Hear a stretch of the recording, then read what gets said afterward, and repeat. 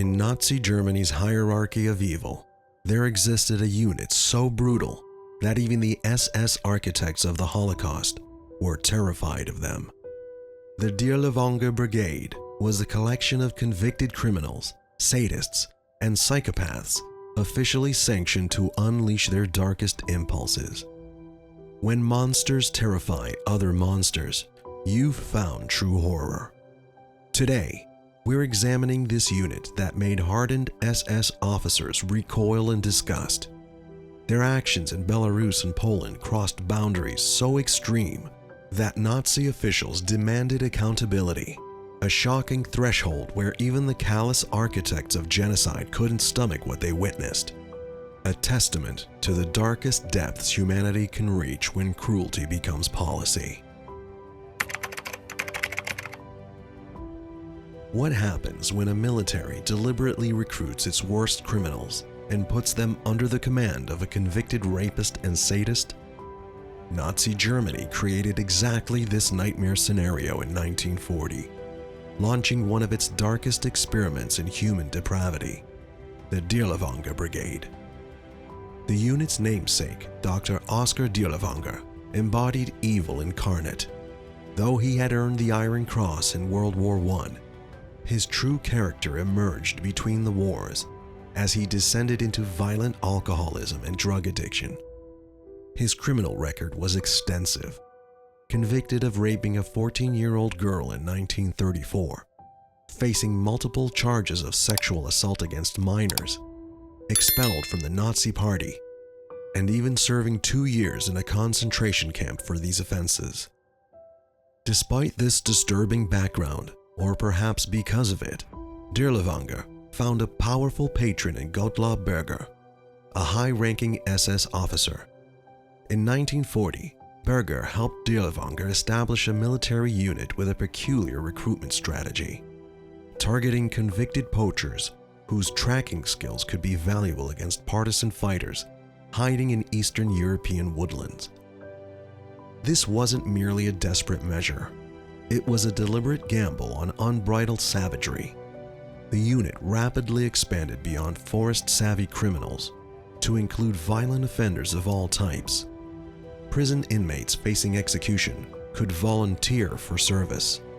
Mental asylum patients deemed violently unstable were conscripted. The SS emptied prison cells of society's most dangerous elements, creating a fighting force of men with nothing to lose. Internal documents reveal the psychological calculation behind the unit's formation. The Nazi leadership specifically selected men whose criminal backgrounds suggested they would execute atrocities without hesitation. They weren't seeking redemption for these criminals. They were weaponizing sociopathy. Like setting a controlled fire they assumed they could direct, but would inevitably consume everything in its path. The Dirlewanger Brigade operated outside normal military discipline. While conventional units maintain order through structure, Dirlewanger controlled his men through arbitrary violence, beatings, and summary executions. He encouraged his subordinates to indulge their worst impulses, bound only by the limits of human cruelty, which they constantly exceeded. Their first deployment revealed their true nature.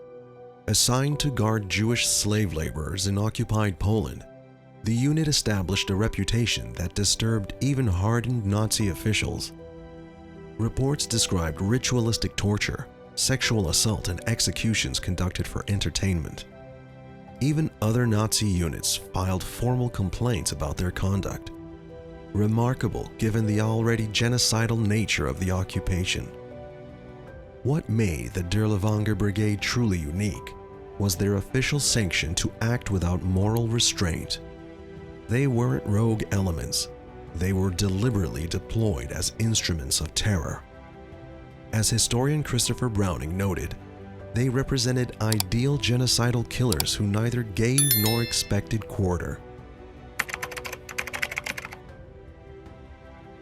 The true test of monstrosity isn't simply what atrocities one commits, but whether those acts disturb fellow perpetrators of genocide. In Belarus, The Dirlewanger Brigade created methods of killing so sadistic that multiple SS commanders, themselves orchestrating the Holocaust, filed formal complaints and attempted to have the unit disbanded. Their protests would ultimately reach Heinrich Himmler himself, revealing where even architects of genocide drew their moral lines. When deployed to Belarus in 1942, the brigade was given explicit orders to crush partisan resistance by any means necessary. This blank check for brutality led to their signature tactic: herding civilians into wooden barns, setting the structures ablaze, and stationing machine gunners around the perimeter to kill anyone attempting to escape. So extreme was their brutality that even Germany's most hardened military leaders couldn't stomach it. The unit injected Jews with strychnine to watch their painful convulsions before death, and released starved dogs on civilians as entertainment. These weren't random acts of violence, but carefully orchestrated performances of terror, designed to break the spirit of anyone considering resistance against German occupation. The statistics tell a devastating story about the nature of their campaign. While inflicting their first 15,000 civilian casualties, the brigade lost only 92 men, mostly from friendly fire and alcoholic accidents, not combat. This stark disparity exposed the true character of their operations.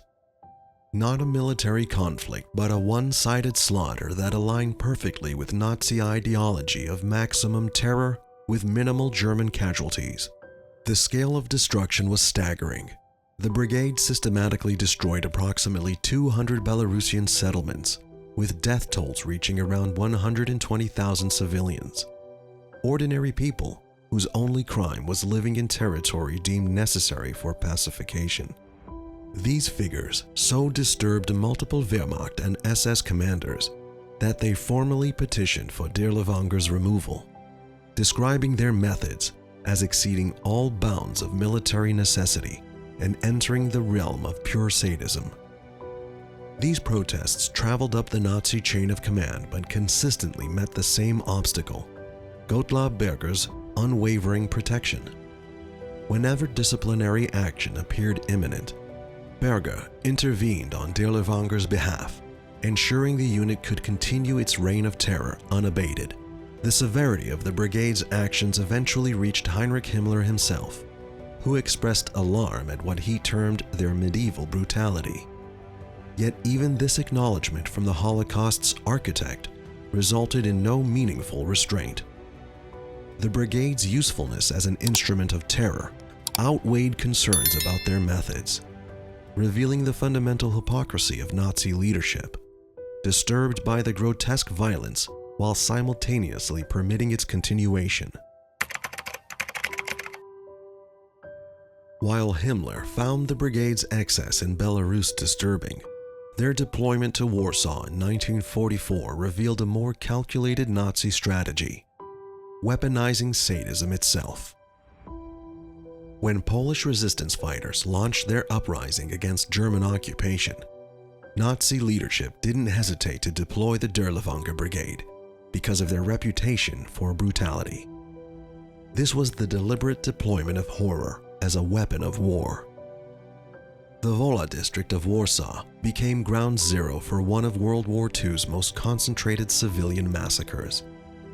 Within just a few weeks, between 40,000 and 50,000 Polish civilians were systematically murdered, a death toll ranking among the war's largest single massacres. This methodical brutality served a strategic purpose: breaking Polish resistance through terror. The brigade's treatment of children represented the depths of their inhumanity. German soldier Matthias Schenk later provided haunting testimony: "We blew up the doors, all with their small hands up. Dirlewanger ran in. He ordered to kill them all. They shot them, and then they were walking over their bodies and breaking their little heads with butt ends. Blood and brain matter streamed down the stairs." This account reveals how the brigade deliberately chose methods designed to maximize suffering and psychological impact. Their atrocities in Warsaw defied comprehension.